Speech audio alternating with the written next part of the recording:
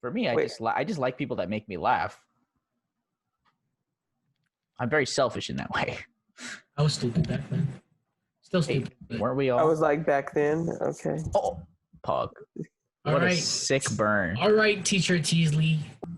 Like, if we want to talk about podcast topics, I think the first one I was going to do is, like, I wanted to hear Michael. Like, Michael was asking us questions about how we met, and that's maybe interesting, but, like, whatever. I think we maybe even covered a lot of it, like, on the first pod, because it was just you and me, but, like, I want to hear Michael's testimony. Like, how did Micheal Teasley end up being the Christian leader that he was in Crew and the example to us all of Christian living and evangelism and just being a true Christian homie at Berkeley? Like, how did you end up there? Start from your birth. You talk up a good game, that's for sure. We only invite the best on this podcast. Jesus, period. So if you had to describe your story in more than one word, because I would agree. That was 2. Oh, what was it? Period. Oh, okay. All right. You've checkmated me, my friend. I want to hear, like, okay, so, like, did you grow up in a churched household? I did. So in the sense that when I was born, my father was a believer. My mother at the time wasn't, but they were both going to church. And then when I was about 1 or so, my mom accepted the Lord. And so, I mean, from there, I was raised in a Christian household. It nevertheless proved to be challenging, just given the family dynamic. Obviously, just because both of your parents are believers doesn't exempt them from having marital issues, which spill over into my childhood, especially given that I was the only child. And I've always wanted to have siblings to be like, to, like, I don't know, a brother, and be like, isn't mom and dad crazy? And they'd be like, yeah. But it was just me. So, but no, I love both my parents. And yeah, I think, did an amazing job. I mean, here, look at where we are today. I would concur. No, they have been, so loving. I don't think I could ask for more loving parents, for sure. It's one thing to have parents love you, but it's another thing to have parents like you. And both of my parents really, really enjoy me and have verbalized that. And I think that has made a really big difference in, like, my self-confidence and my people skill, is because they might biologically have to love you, but they don't necessarily have to like you. And it's so reassuring that family also would choose me, not just say that they're stuck with me. It'd be great if you could ask maybe a more specific question, so that I'm not all up in the sky. I like where you're talking, like, about your parents. Like, this is a thing that I found with people, like, the most joyful Christians, the most or just even in general, the most joyful people, if you ask them about their parents, are able to say something positive about them. And people who live very miserable lives can only say negative things about their parents. That's a read, like, on the person, but it also seems that you, like, this is from interacting with you, joy that you have, like, or the levity that you bring to, like, social situations. I find that is also, like, well correlated with people who did not wholly dislike their upbringing or only found fault in their parents. That's a powerful thing. Totally. I would say I am probably even more fortunate on that. Like, I think my parents, I can't think of, like, broadly mistakes they've made or anything like that. I think that they were, like, the best parents that I could be given. So I was given every leg up in life. I might not be, like, I'm not, like, poor, but I'm also not very wealthy. I would not trade my parents for a more wealthy set of parents. Like, because there's no way they're going to get it more right than my parents. That's amazing, because I don't think I have. I'm just trying to think back so I don't make a outlandish statement, but maybe one of the only ones just for the sake of plus or minus one error, that I've heard who have talked so highly about their parents in my generation in such a way of like them being formative and foundational to kind of who you are, and would say that you wouldn't choose anybody else. Both of them, two of Yeah. them. Two of them. I mean, usually you're And they love each other. right. Okay, now this is unheard of. So Yeah, somebody it almost seems like it's one of those, the universe cannot be an accident. Like, how did these two people end up together? It's insane. Like, they love each other, and they're also, perfect as a parenting team. But isn't that sad? That's so rare. Yes. Right.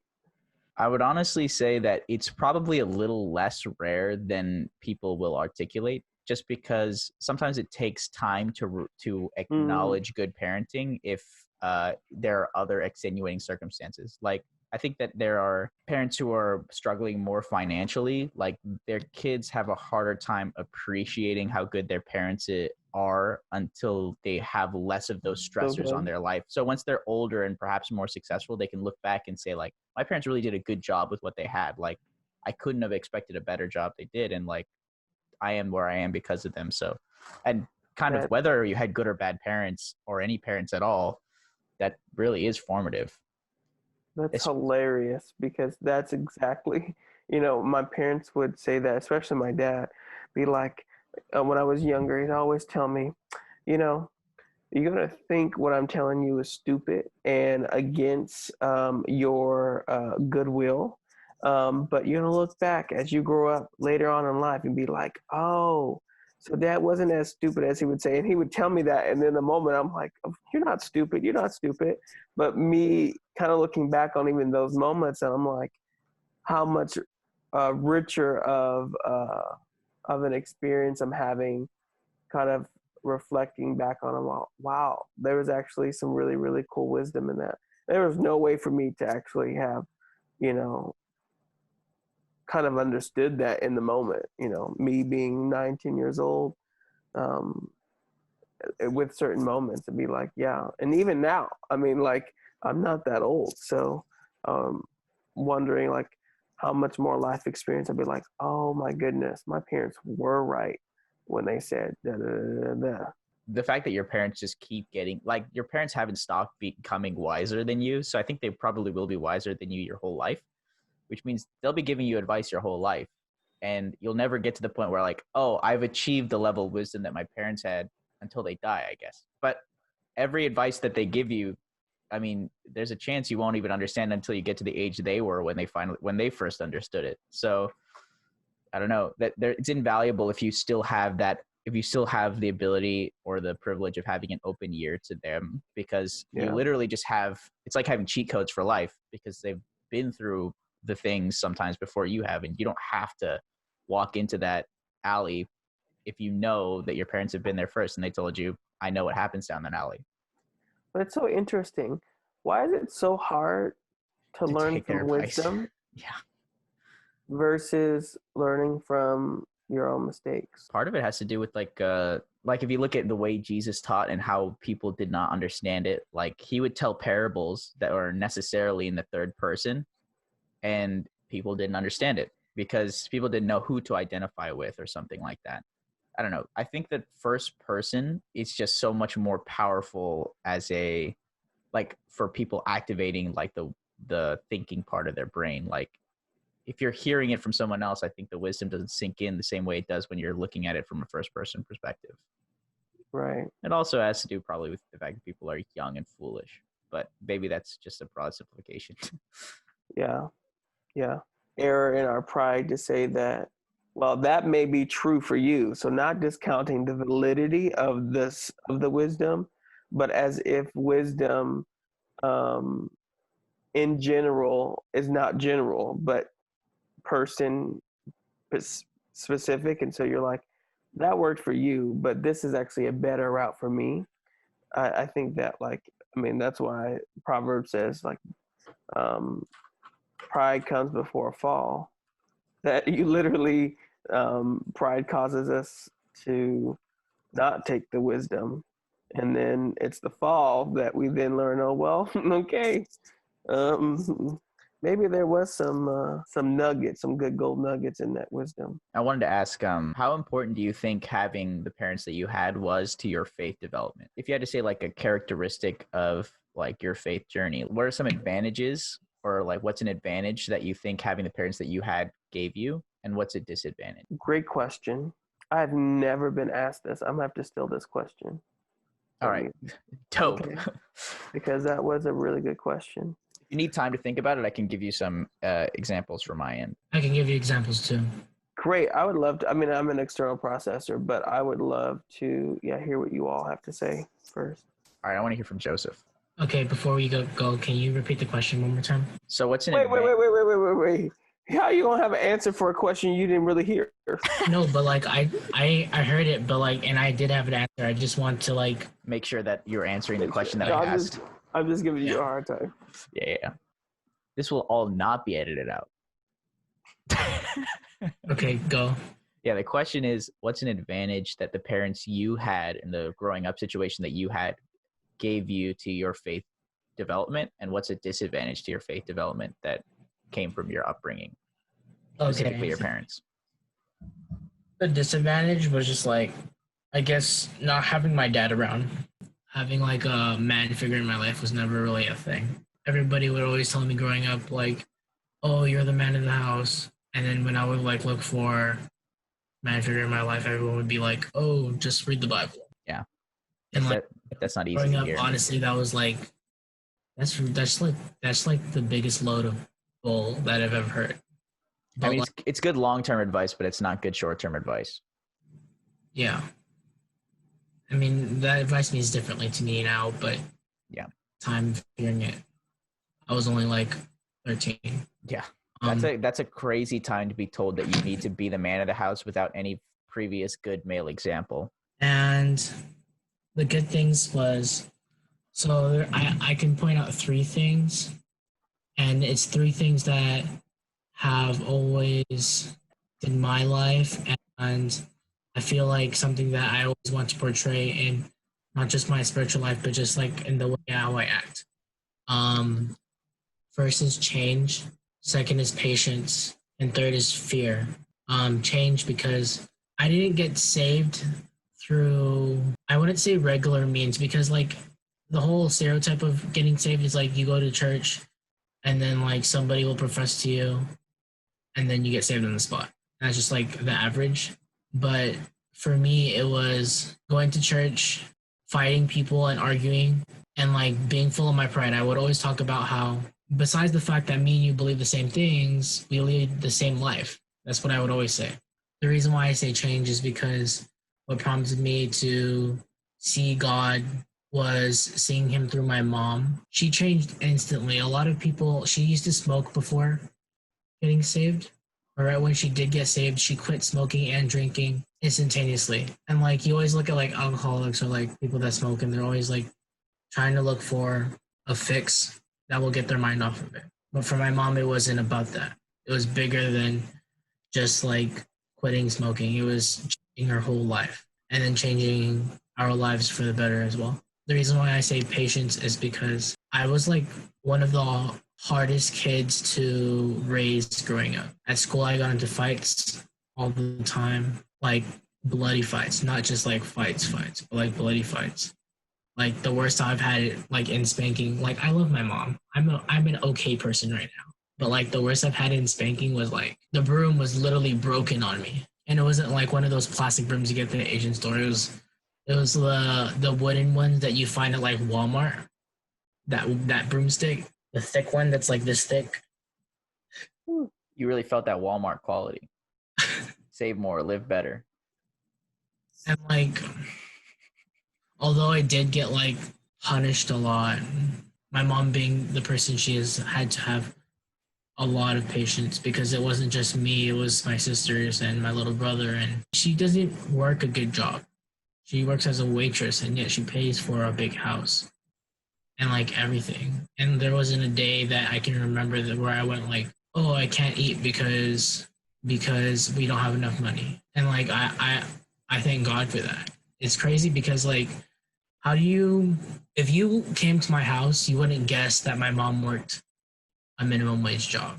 Yeah. A lot of people growing up would always tell me that, oh, I'm rich, just off base, like coming to my house. But I'm like, I would always answer, be like, and would be like, no, just like my mom just does it all. And that was just me growing up. The third one is fear. The reason why I say fear is because being older and having more conversations with one of my mom's biggest things that she dealt with was fear after my dad left. Fear of how we would grow up and turn out. Fear of how would we pay for this? How would we pay for that? Fear of not being a good enough parent, and fear of like not having fear of staying single because like she wanted us to have a good male role model. The reason why I say fear is because what she basically told me through this conversation was that fear is it's basically just nerves. It's not real. And yeah, fear is definitely a real thing when it comes to like life and death situations. But like in terms of where you want to take your life, how your life is going, you almost always have a certain degree of control over that. And even in situations where you can't control the situation or the circumstance, you can control the way you react to it. Yeah, it's just Jesus' teaching on the Sermon on the Mount, right? About worry not about what will happen because you can't add an inch to your height or a day to your life. It's like the fear is real, but all it does is preoccupy your mind, but it doesn't do any other good. Like my mom was telling me that in this conversation that fear is just a waste of time. I mean, your mom literally. That's the reason When why I think like about it, doing she doesn't crazy have any. things. She doesn't have any time to be afraid. She always has to be working, or at least that's the way she lives. Like she's always moving, in my experience with her, which means like she doesn't give herself any time to be afraid. I mean, I guess I could say like for you, what I've seen, like there are aspects of your parents' character that people will place onto God, and so this is the part where, like, this is what I think about when I think about this question, like which parts of God's character do my parents exemplify, and which parts of God's character do I put onto God even though they're not there because they're in my parents. In your case, I would say like the amount that your mom sacrifices for you, and like even without you noticing, is like a part of God's character, right? It's like Jesus died for us while we were yet sinners. Like he came and he paid the ultimate sacrifice, even while we were not aware enough even to appreciate it, and even while we were receiving the benefits of the forgiveness of sins that we would have later on down the line, we did not appreciate what he had done for us. And even to this day, there's no way we can appreciate him fully for what he's done.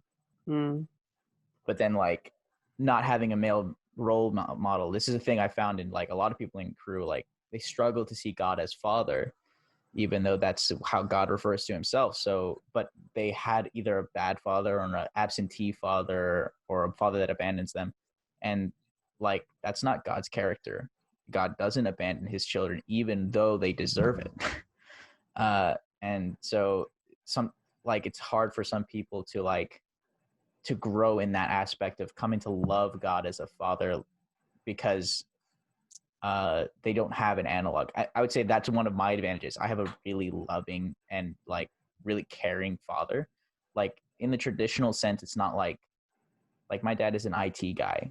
He came to this country and he is an incredibly intelligent man that basically got into the Stanford and the Harvard of India, like analog wise. He basically got into like UC Berkeley, EECS, and then after that went to like Harvard Business School of India. Like he's crazy smart, and like some people will think that, oh, if my dad didn't like say, hey son, let's go throw a baseball around in the backyard, like that means he didn't like care about you, or like he didn't like spend time with you or something like that. And like in my experience, I experienced like the love of my dad through like admonition. Like he would just, even when I was young, he would talk to me like I was a person.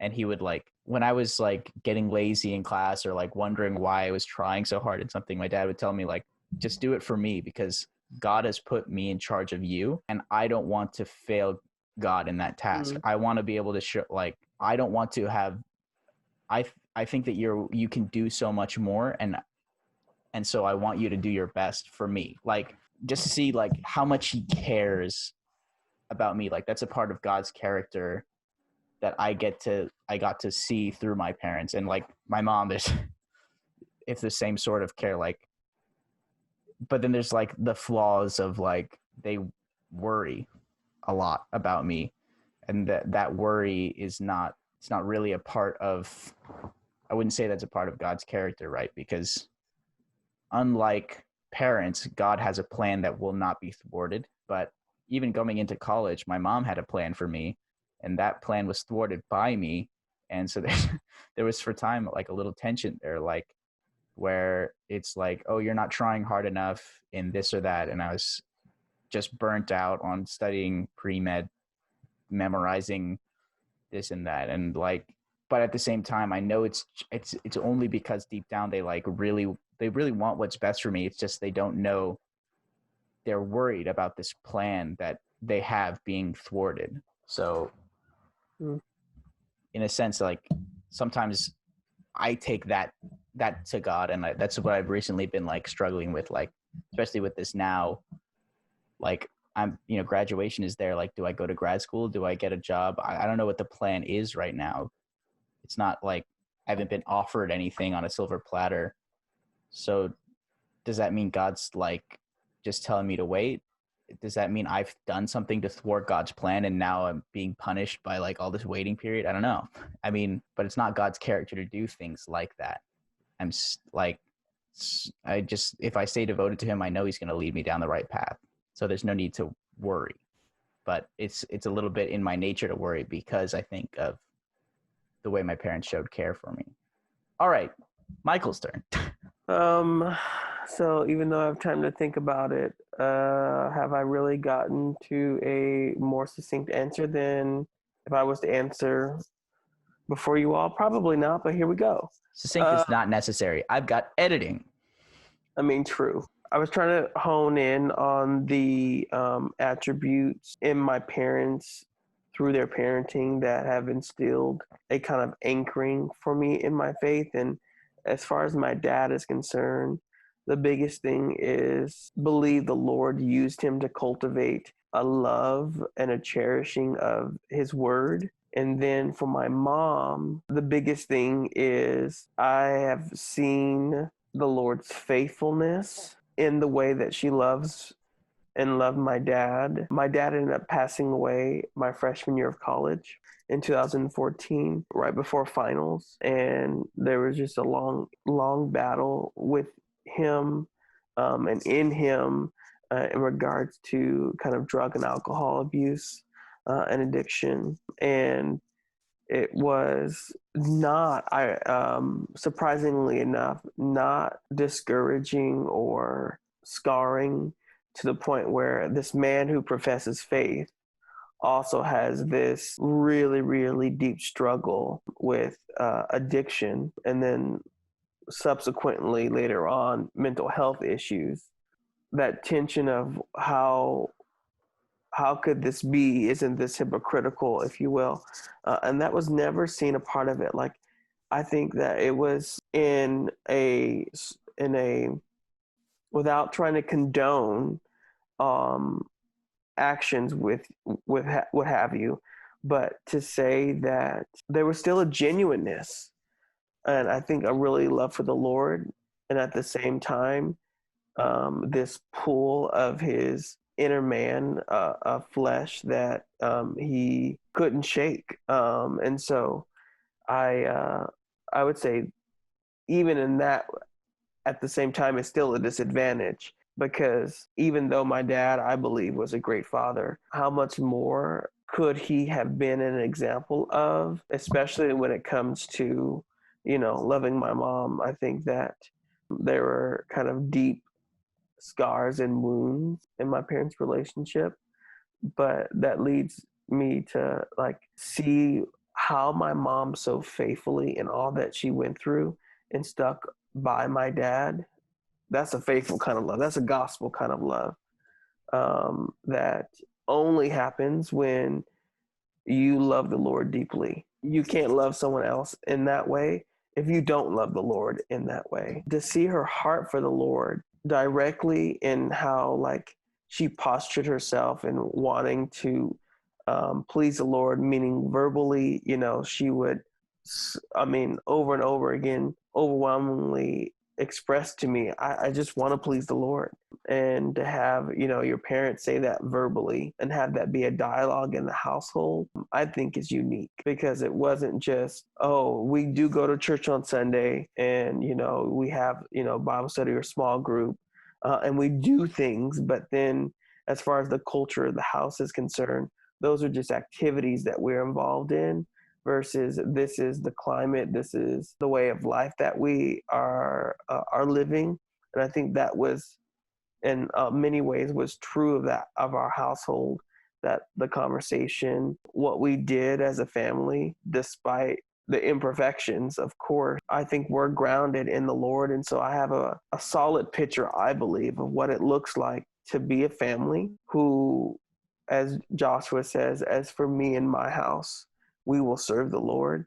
That kind of heart and mentality, that would not have happened if my parents were not rooted and grounded in the Lord.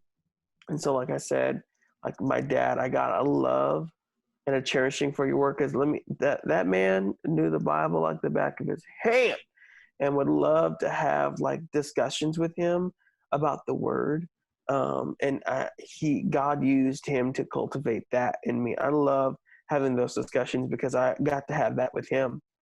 And then for my mom, I really not to say this lightly or an overuse of, but what it looks like to love the Lord with my emotions. And it wasn't just an intellectual, oh, I can quote off this scripture and that scripture and this wonderful, but what it meant to see what it means to be intimate with the Lord in connection to my emotions. And I am careful of that because I think that in my tendency, I usually do use my emotions, and this could kind of be seen as a disadvantage, to kind of guide my faith instead of it kind of being a gauge. And so that has been, have a balance there of like, my emotions is not the end all be all. And how I feel about the Lord doesn't necessarily mean that's true of the Lord. I love that way you talked about the culture in your house was this culture of we are going to serve the Lord. Like, I just want to please the Lord. I love how that sounds, I don't know, to some people that might sound like a simple thing, or it might even become a trite expression, but really what that is that your family is always talking about at root, what's the meaning of life. For the Christian, right? We understand that we were created to worship the Lord with our lives. So literally everything we do is so supposed to be to that end. Yeah. And that's like over this time when people are meeting on Zoom, we did a Bible study and we did it through Ecclesiastes, and that is basically the conclusion of that book, which is that everything is meaningless unless it is done to please the Lord. Yeah. And the more, really a lot of the tiredness in well-doing, the tiredness in evangelism, the tiredness in working hard, the tiredness in raising a family or loving your spouse or showing love and affection for your kids or obeying your parents, like the tiredness in these things comes from we have put there's this artifice in front of us, which is life.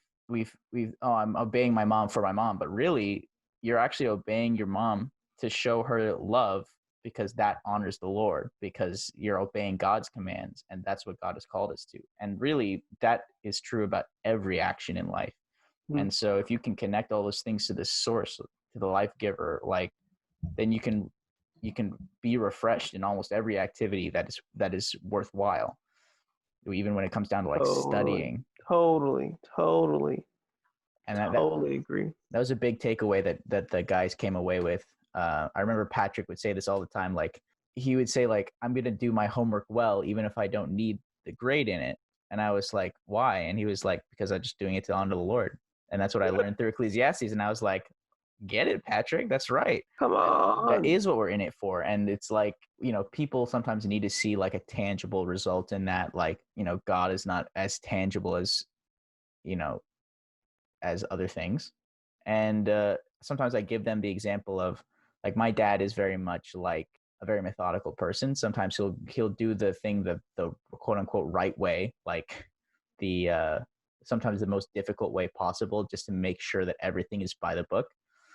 And he works in my opinion, a lot harder than the team that supposedly works under him. Like, he has a family, and he's up late at night talking to these people, explaining to them like how they should be doing things that they were hired to do. I don't know, but he really treats his team well, and he really works hard.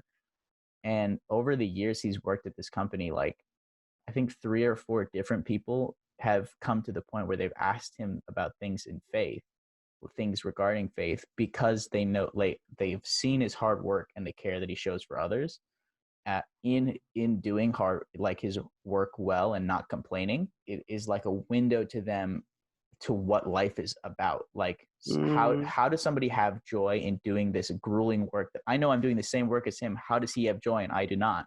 It's because he knows what his work is for, and I'm just doing it. And that people notice that difference. Like, my dad is working for, like, he's not this like shark that's just trying to get more money, because the work is not about the money. The work is about honoring the Lord with your work. And Yeah.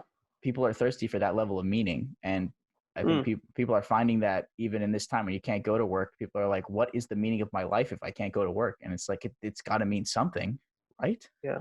There was a time before I had this job, right? Right.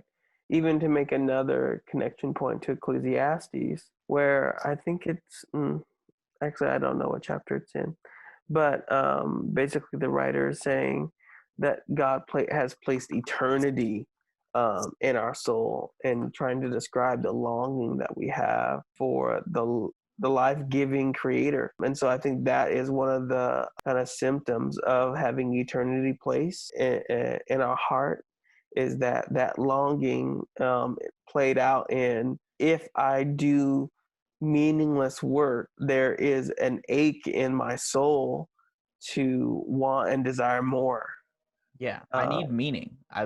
The idea that, and this is, I mean, not to make this political, but like, people who think that people can just be given a certain sum of money, like there's a certain amount of money you could give people to just stay at home forever, or that you could give them so that they would never have to work, and because their job is obsolete or something.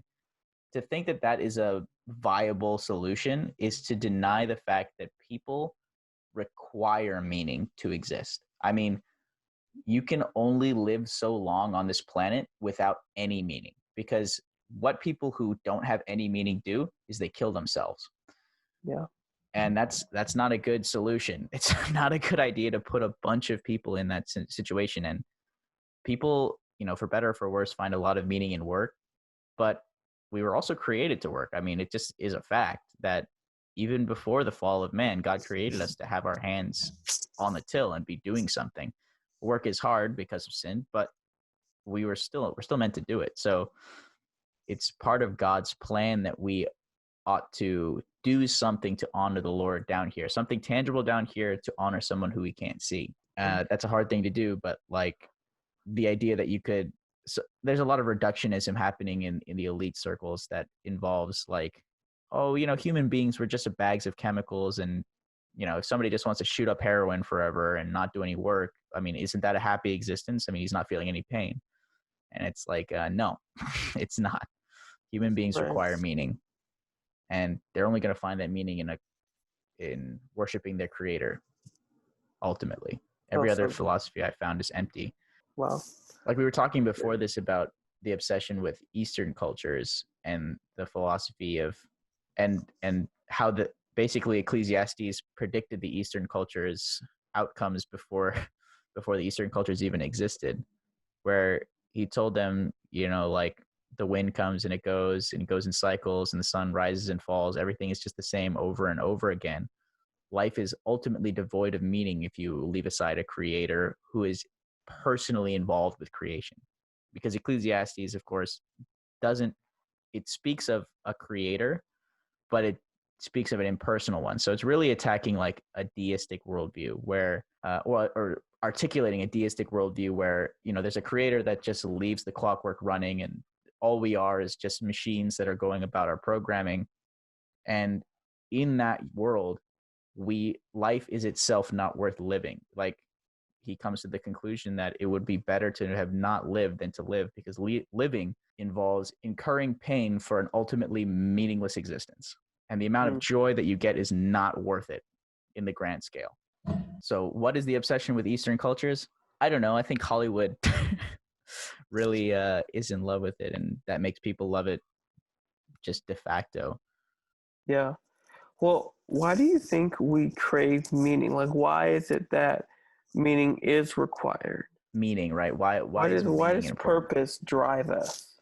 Or maybe that's saying the same thing in and of itself. Like, drive is like to matter. Why does mattering matter to us?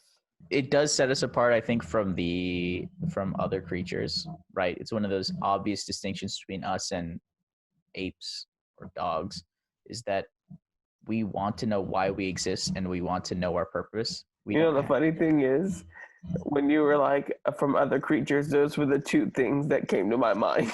Apes and dogs, huh? No. Yeah, apes because of people who believe in it, people who are evolutionists, and dogs because they're most familiar to everybody. Yeah. Because you think of your dog, and your dog reacts to stimuli, and your dog reacts almost emotionally to the things that are happening. But like, do you think your dog ever wonders what its purpose is? No, your dog definitely knows what its purpose in life is, or at least it never wonders what it is. It's always just doing what it's doing. But we are curious as to knowing the ultimate purpose of our existence, and are aware that we die someday, and know that there's got to be some meaning to this finite thing that we call existence, my existence. Why is that? That's a good question. I actually think it's not a tautology, right? Like, so if we go at it from the Christian worldview, right, we were created by God, so we were created in the image of God. So what does that make us different from the animals that were not created in the image of God? I think that, like, the way Jesus is described as the Word, right? So Jesus is like, fundamentally, he is meaning. He is like the word that creates, the word that is truth. He's the truth. So he's like, God kind of fundamentally stands for meaning. I guess that we are beings with a purpose that are created with the free will to ignore it. That's a whole nother discussion. And yet we still crave it, and we're intelligent enough to make things up that can somewhat fill it for a time, or can trick us into thinking that we have fulfillment for a time, which is a crazy trick. I mean, this, like, one of the things that always puzzled me is that Satan, an eternal being, supposedly very clever, definitely, I think it's fair to say, goes to the top of a hill with Jesus and shows him the kingdoms of the earth, the top of a mountain, and shows Jesus the kingdoms of the earth, and says, you can have these, and expects that Jesus will bow down and worship him to get that. And it's like, That's a good question. Do you think that in that moment, Satan really believe that he would get Jesus? Thought that, there could be a possibility that Jesus might just be like, you know what? Yeah. That's worth. Yeah, I don't understand how a clever being could see literally God taking the thing that's right in front of him, as opposed to the godship that he has. Right. For a being who more than any human understands who Jesus was at that time, for sure. Like, I never thought about that. But really, isn't that's like the thing that the devil presents us? He presents us the distraction of the kingdoms of this earth. Basically, you can have everything, right? Like, he shows us the things we can see to distract us from the thing that really matters, which is eternal and invisible.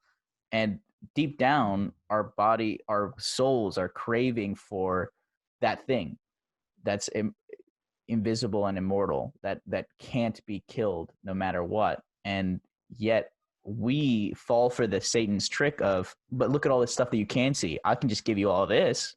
Wouldn't you rather trade this for the thing of meaning? It's interesting that Jesus has presented that, even though it seems obvious to us that he wouldn't take it. But I guess maybe he's being offered that because that's the offer that's given to us, that we've all fallen for, that we've taken the images of the things and worshiped them. We've bowed down before Satan to have them, as opposed to saying no to that and being able to have the thing that matters. I think that mirrors and parallels the passage in Genesis where that's how sin entered the world, is by taking what Satan said he could promise and tried to spin it in a way that we would desire it more than what we already had. Because when he was speaking, when the serpent, as most agree to be Satan, was speaking to Eve and said and challenged the word of the Lord, saying, "Did he really say that you couldn't eat of this particular tree?" And what Satan was doing and twisting the word was to have Eve kind of doubt the intentions of the Lord, because he said, well, the reason why, and I'm obviously paraphrasing, that the Lord God doesn't want you to eat of this is because he doesn't want you to be like him. But previously, the Lord God records him saying to himself, "Let us make man in our own image and our likeness." So what there was to gain, Eve already had in her relationship with the Lord, being a created being, in her relationship with the Lord is the only way that she could see that she had what Satan was trying to promise. I think like there's so many things that we fall for that already. Like to have the Lord is to have everything, and we may know that intellectually, but we fall for the temptation because in the moment, the instant gratification of our, of our emotions, or even sometimes the misleading of our intellect, we take what's right in front of us because we don't have that perspective of eternity, of him, and parallels that with Jesus, of that which was in front of him, he didn't take because one, he owned that. Right. As John said, like there was nothing made that was made without him. Right. So, there was nothing that Satan could offer as far as glory was concerned. That's really it's really the time bias thing, right? Satan was offering him the kingdoms of the earth right now, as opposed to, when the fullness of time has come, like after you have done these things. Like Jesus knows at this point, like Jesus always knows, right? Jesus knew he was going to suffer and die. And basically what he was being offered is, instead of having to carry your cross, why don't I just give you the rewards now? And it's like, there are some Christians that are sitting there like, or living their life trying to cash in as many things as they can now, because it's almost like I think all of us are guilty of it at times. It's like, there's a part of us that we can't really comprehend the eternal rewards. We can't comprehend the fulfillment that comes with being eternally with the Lord. And so there's a part of us that's like, yeah, but I should really like optimize for living for more pleasure here, because this is the pleasure I can understand. I think that's where faith comes in. Right. It really takes faith to live a life that isn't seeking pleasure here, because the pleasure that we've experienced here is the best pleasure we can comprehend, but it's literally nothing on the scale of the pleasure we were meant for. Like the fullness of relational like fulfillment that we're going to have with God in heaven is something we literally cannot comprehend. And yet we go around here trying to find fulfillment in relationships here, and they're all broken because they're all down here, but we're still seeking after them like thirstily, as though they're going to fulfill us, but they're not. Yeah. That's what, like in Hebrews, where he's there, the author there's talking about Moses when it comes to temptation. And he's like, he didn't consider the fleeting pleasures of sin to be something that would, and obviously, again, I'm paraphrasing, to be comparable with that of knowing the Lord, right? That the Bible would describe sin as, or temptation as, fleeting pleasure. So it's not denying the fact that there is some level of gratification, or to use the word again, pleasure, but how temporal it is, but yet how eternal the destruction it would be. Right. It's Yeah. interesting that like that is one of the theses of Ecclesiastes that's sort of hard to wrap your mind around, which is that given that eternity exists, which I think people that deny the eternality of something, like the eternality of the universe is obviously debunkable. Like, I mean, it's kind of absurd to imagine a universe with time that also is infinite. It's kind of it's a tautology. But the finite being created by the infinite, it follows pretty logically. So they're, positing that there is an infinite out there. Ecclesiastes comes to the You mean the other conclusion way that around? You mean a infinite creating a finite? the infinite creates the finite, but we only have perception of the finite. But the existence of the finite implies the existence of an infinite, because only out of the infinite can the finite expanding be created. In other words, it takes an all-powerful God to create a universe with time that's expanding, and if something outside of a finite thing, creates it, then he must himself be infinite. Hmm. Yeah. So, and I think most people would agree with the existence. Most people agree that there's some kind of transcendent force or something like that. There's some transcendent being out there, even if they don't worship one. But like, the implication from Ecclesiastes that the eternalness, like the existence of eternality outside of what we have here, it trivializes all pleasure entirely. If there is an end to the pleasure, if there is like, even if the pleasure lasts for 1,000 years, it still doesn't matter. Like Solomon says that, like, even if I were to live like 1,000 years and were to have the best 1,000 years possible, it still would be meaningless. Like, there's not an amount of time that would make life worthwhile, which is a crazy thing to say. Wow. But he really does say that, because he's taking the power of infinity and saying, like, yeah, you take any finite number and divide it by infinity, you're still going to get zero. Wow. That's such a good math concept that it has such spiritual implications. You take I've thought about a lot of those as time went on. Like, every time I learned to do math, I always found something to be an interesting application to faith. Like, did you take linear algebra? Mm-hmm. Yeah. So you remember how there's some matrices that don't have any eigenvectors, any real eigenvectors. But when you find out that there is an imaginary eigenvector, there's always an imaginary eigenvector. There's always at least one eigenvector, and sometimes it's imaginary. In like the way I see it, right? Like, there's the one thing that doesn't change. There's always something that doesn't change, even if you can't see it. So even if the world is turning on itself and like everything is flipped around and there's nothing that's solid, there's always one thing that's solid, and it's if you look up from the real plane. You're walking around in the real plane, it just rotated, and now you don't know where anything is. If you look up, that's the only thing that didn't change. The vector I, which could be renamed the vector I am.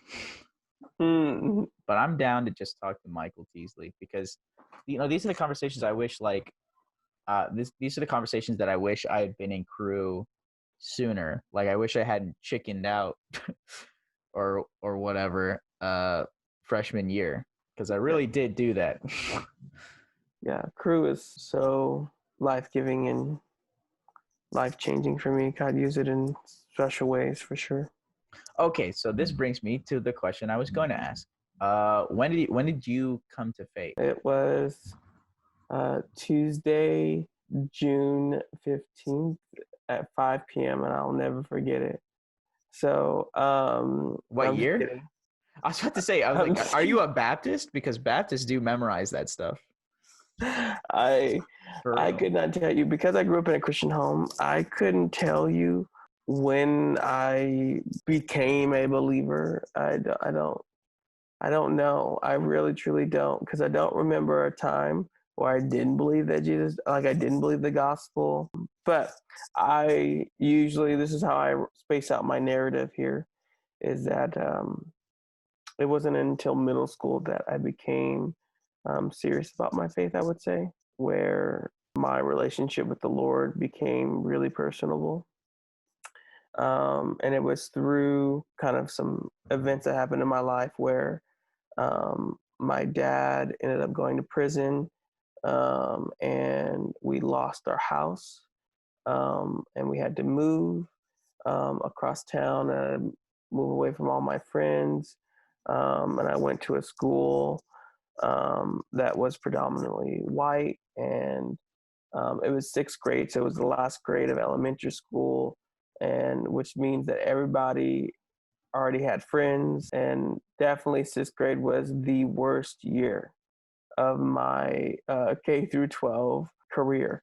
But nonetheless, God used that time because I just felt so ostracized, and felt so alone, that He used that time to draw me closer to Himself. And I totally believe that. And so it was during that time where the Lord cultivated in me a true heart, to know Him, to seek after Him, to want to be more like Him through spending time with Him, because He literally was kind of all that I had. And me being an extrovert, I craved energy, and so I've noticed that in seasons in which the Lord kind of removes outside people, in some ways, for me, is the best way for me to reflect on my walk with the Lord, because I have found more recently I've struggled in idolizing community in a way that community would be more of a stabilizing factor than my relationship with the Lord. Like, community was the way in which I saw everything. Like, what gave me meaning is, how do I fit in within a certain community, or how do I find meaning with other people, because I love to be relational in that way. And so even though I think that it's such a gift to have a desire to be around people and to work with people, it was also an Achilles heel, to which, they were the end and not the Lord, like the purpose, right? And so all that to say that, through, I would call, in a lot of ways, rejection during my sixth grade year, the Lord used that to kind of turn me and draw me to Him. That's very relatable, even from like in a higher sense of the thing that like makes us feel the most fulfilled, like in this life, often has to be taken away from us, if it can be taken away. If it's a thing that makes us feel fulfilled, but it can not be there, Mm-hmm. to grow closer to the Lord, often He'll have to take that thing away for you to be reminded that it's not that thing that you are to worship. It's me through that thing. And community is an amazing example of like a truly good, like a wholly good thing that God wants you to use to worship Him, but can, as you're saying, like become the thing that is the object of worship in and of itself. And that's like that's because even things like hard work, it it feels good to work hard and like see a project through to the end, and like, you have a sense of accomplishment. Like it feels good to get good grades, but like that's not the end all. The end all is that the Lord is honored by these things, and He's honored Right. through hard work, and He's the same way. He's honored through you cultivating strong relationships, and valuable, in an eternal sense, relationships. Like, it's like a byproduct of our limited vision, that all we see is the thing, and we start worshiping the thing. I mean, Right. we wonder how the Israelites are sitting at the bottom of this mountain that's smoking while Moses is up there talking to God, and they're afraid. And then Aaron puts this statue in front of them, and they all start bowing down to it. And it's like, why? Like, what did they think that statue is? And it's like, it's just in front of them. And we are fools. We'll really worship anything that's in front of us if it's shiny, and we've given it some level of power. To me, it's a sign of like a lot of spiritual maturity if you can start to notice the good things in your life that have started to take the place of the importance of your relationship with God. And that Right. I greatly respect that. And I think that like that's a real powerful next step for for me and for a lot of people I think out there, like in their walk with God, like what are the things in your life that are good that you haven't been like, that you've let take the place of the true meaning of them, that you've started to enjoy like the temporal feeling of satisfaction that it gives you as opposed to the eternality of its true meaning. Right. And I think that one of the telltale signs for me was that I most times viewed my relationship with the Lord through the lens of community. So in a way, it was like, wow, I really spent time with the Lord today. But really what I meant was I talked about the Lord with someone else. Right. It was never, not never, but more oftentimes than not, it was like I was missing the me and the Lord. I would always say, wow, the Lord, you were really good today. And I would notice that it was because I felt really, really satisfied with or filled by someone like encouraging me or like spending really, really good time with friends. So like my relationship with the Lord was only in view through community. And so, yeah, that was kind of a. Would you say the way that you noticed it was that like in times when you weren't having those, that you were less thankful for the day? Yeah. That. Oh yeah. And I'd say like I'm not like that. I tend to be more solitary person. Like it takes a lot for me to, I'm more introverted, I guess. And for me, it took God telling me like community is important. Like I've called you to community for me to get off my butt and like actually go and be a part of group and like make Christian relationships in college and not just be by myself here at my house as a commuter, all in my lonesome. But like sometimes for me, it's like when it comes to studying and like trying to understand the word, sometimes I'll even get like full of myself even in doing that. Like it is good to read the scripture. It is good to understand these things, but like I've gone to places where, I'm proud of my own understanding and like it then I stop hearing from the Lord, or like I become too puffed up in myself that I cap myself. I think God is, for me, use community to knock some of that back down, to notice that like, there are other people out there that are, they're just as, there are other people out there that are just as smart as you. You're not special. All right. Like I'm here trying to have a real relationship with you. Don't try to be like, I'm not studying for a quiz show on the Lord. I'm studying, I'm trying to get to know him because I love him. That's what matters, because he loved me first. And that's sometimes a struggle. Sometimes I feel like I lean more towards the over intellectualization of faith. And it's interesting. There's some parallel to that where I feel as though I've accomplished like a very spiritual task when I debate or, discuss spiritual topics with somebody. But it's not necessarily true that something eternal was accomplished there. Sometimes there's egos flying around, and it really is for in the moment satisfaction that I was making the statements I was saying. So good. God has blessed and cursed me with something of a quick tongue, or like a quick wit, which feels really good to use, but only for some time, which is ultimately meaningless. And so I'm trying to learn how to, when I am discussing with people things of faith, trying to make sure that what I'm doing is not trying to puff myself up or raise my esteem in someone else's opinion or even my own opinion. I'm just trying to serve the Lord with what I'm saying, trying to serve the Lord with like how I care for people, because I struggle with that. So good. Like, would you say this is another time of your life that's similar to your middle school days? Or that's a great question, because even as I was talking, I was like, I wonder how that is.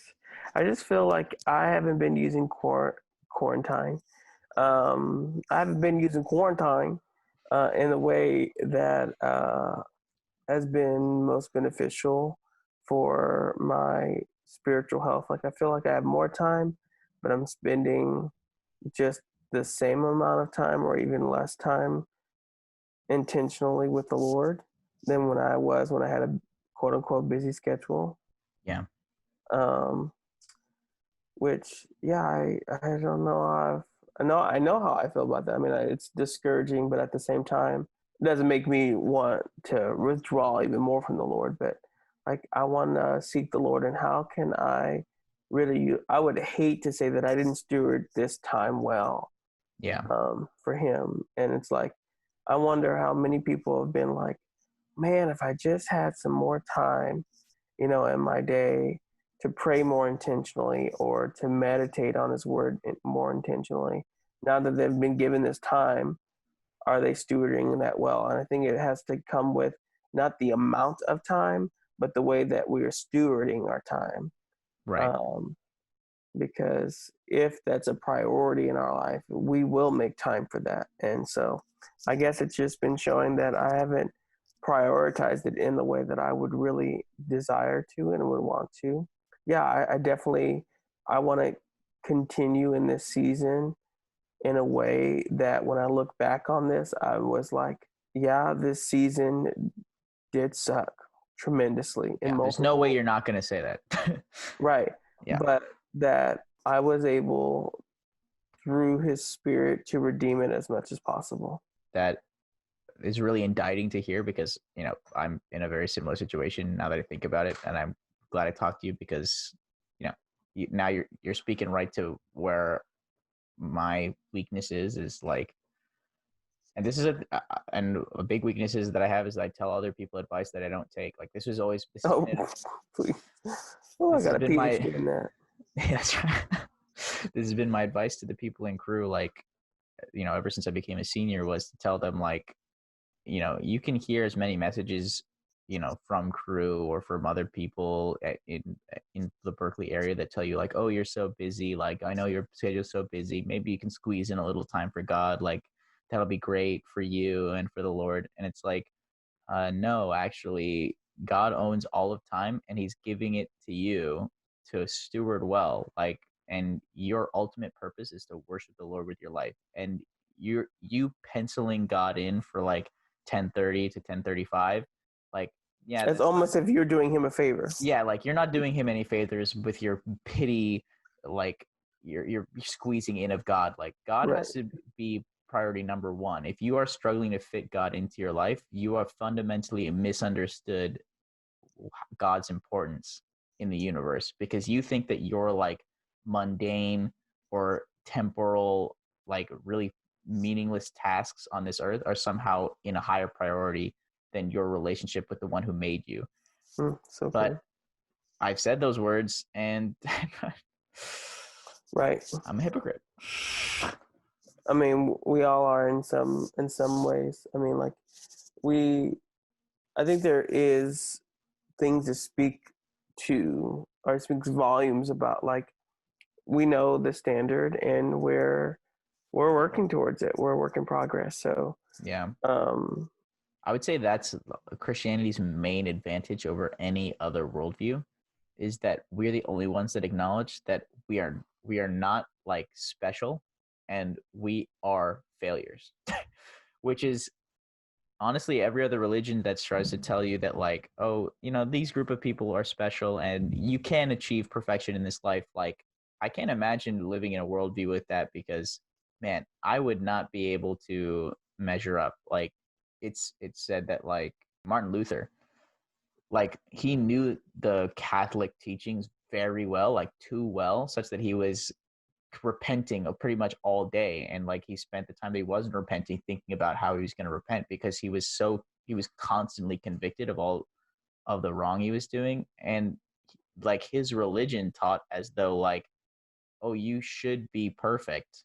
Like it's a human effort thing. Like, you're not trying hard enough if you aren't perfect yet. And he was beaten down by that worldview until he discovered grace. And that's like, Yeah. that measures up more with reality. Like, we serve a perfect God and we are imperfect people. That is the reality. And it's no wonder that worldviews that include human beings achieving perfection leave people so miserable. Mm, Because even though that is a purpose, like, I would say, like, that's one of those things that can give you like purpose throughout your life, is the pursuit of perfection. It'll also beat you down if you believed that like somehow your amount of effort could make it happen, because all you'll find out is that you're a failure. And Hmm. that's true, but like without the grace part, there's no upside to that truth. yeah. That was so good. Honestly, the only good news in this life is that we have a forgiving savior.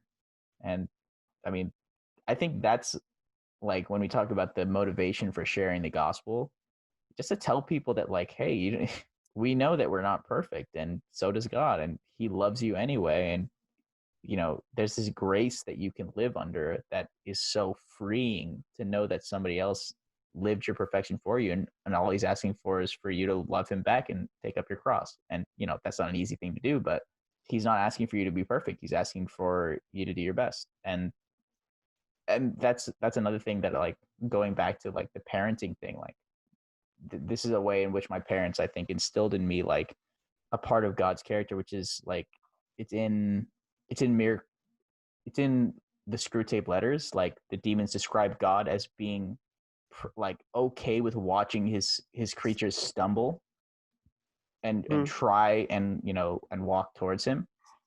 Like, my parents were always okay for me to try and do something that I was bad at, and they loved especially when I persevered in something that I was bad at. Like, I'm not very good at basketball at all. I'm like terror bad. I'm slow. I have no ups, and I am short.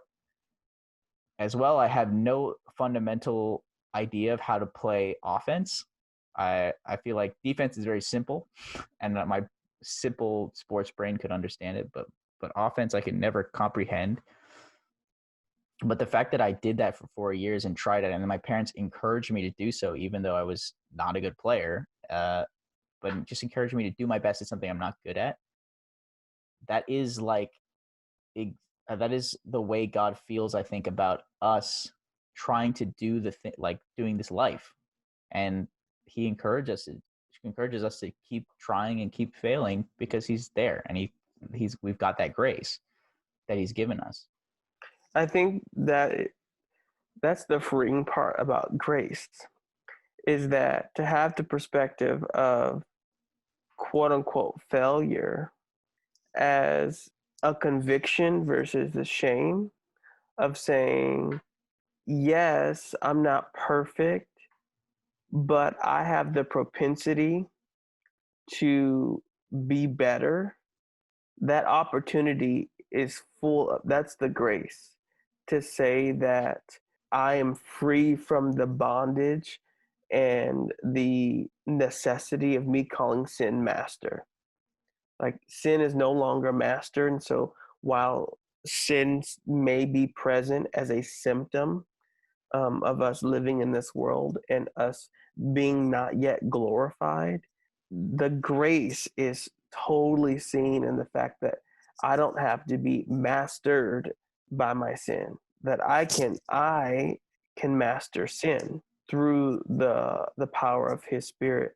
Grace is not just the covering aspect of when I fall, but grace is the aspect that I'm not determined by the fall. Like, I have the opportunity, I have the choice, if you will, to live in what I've been called to. Whereas before, in sin, I didn't have any other option but to sin.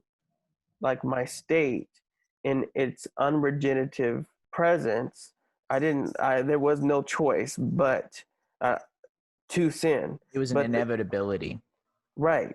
But now, under grace, there's that change of heart in which all that I do is trying to please the Lord. And in that, that is the changed nature. Because while in sin, there was no desire to please the Lord.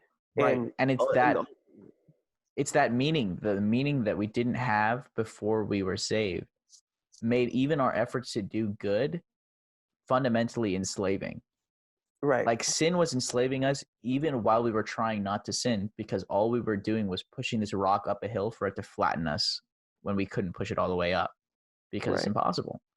We can't do it on our own. And so our sin just kept us in this endless cycle of trying not to sin, and then sin coming back and crushing us, and then we push it back up the hill again. We needed someone to take it and throw it all away for Yeah. us to actually be free.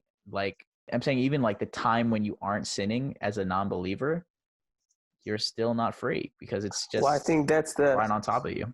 so when you said you're not sinning, you're talking about the symptom of sin. Yeah, you're not It's- actively committing a sin. You're trying, even if you're trying not to commit a sin, like I think you're you are still ruled by it. Yeah. I think you still are sinning because your whole life's posture is not submitted Right. to the King, and that is definition. Even of sin. the reason why you're not sinning is because you don't even have, I don't even know what your reasons could be. They could be varied, but they're not the real reason not to sin, which is because you love Jesus who saved you. You love the Lord God who made you. Like if you don't have that reason, then even your desire to not sin doesn't come from a non-sinful place. Mm.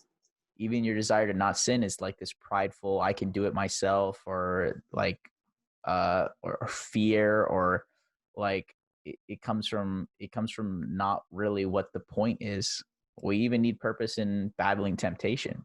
Right. Even sometimes, like even though battling temptation sometimes feel as though an end in and of itself, even that can fill you full of pride when you defeat it or something. Like these are all things that can become sinful. The real reason you battle temptation is to honor the Lord. Right. It's the power of meaning. It's kind of the story of the Old Testament, right? Of God teaching the Israelites through, telling them directly what they should do. These things that have higher meanings, but I'm just telling you functionally what you should do. So he gives them the law. And then he, like over the course of the Old Testament, he keeps simplifying it, because these people are doing the motions. They're sacrificing on these hills. They're doing this whatever, and like going through the religious motions. And yet their hearts are far from him, because really what God wanted was their hearts. And he showed them how they could be devoted to him. And they were just doing the thing without the devotion. And God told them, I'm sick of your sacrifices, because they don't come with any devotion. And that's what I wanted in the first place. That's the real stuff. Because that's what God deserves, is our devotion. He doesn't need the animals. He made them. And God doesn't need our churches or our songs, or he doesn't need our hard work or love or anything like that, the love that we show for others, because he made all of that too. He just needs us to direct it toward him and praise him with it, because, well, he doesn't need that, but that's what we were designed to do. Right. That's what will bring us fulfillment, is not. But I'm glad you were here. I'm glad I got to talk to you. Always fun time talking to you, Michael. I know. I love it. So good. Hope to have you on again, or even just hang out again, not recorded. That'll be fun too. Yes. I love that.